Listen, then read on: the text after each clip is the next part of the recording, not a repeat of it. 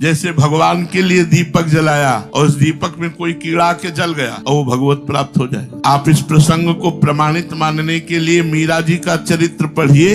जब उनको भूत महल में रखा गया, उन्होंने जे भी धूप बत्ती लगाई तो सैकड़ों भूतों का उद्धार हो गया। केवल गंध गई भूतों में तो सैकड़ों भूत भगवत प्राप्त हो गए। उसमें महल में कोई जाता नहीं था, तो आखिरी में राणा ने भेजा था कि वहां तो मारी ही जाएगी क्योंकि भूत रहते हैं। वहां उल्टा हुआ, भूत मीरा जी को परेशान करने की जगह सब भगवत प्राप्त हो गए धूप की केवल गंध लगने से। अब ये चरणामृत है, अब चरणामृत में मच्छर आके बैठ गया, उसने जलास पिया, हो गया उसका काम। मच्छर योनि में है लेकिन भगवत प्राप्ति का काम बन गया। किसी भक्त के संयोग में पशु पक्षी रह रहे हैं, अब वो भगवान का नाम कीर्तन कर रहे हैं, भगवान की गुणगाथा गा रहे हैं, देखकर आनंदित हो रहे हैं और वो जीव भगवान को प्राप्त हो। ऐसे कितने प्रसंग आते कि तोता को राम राम पढ़ाने से वो तोता भगवान को प्राप्त हो।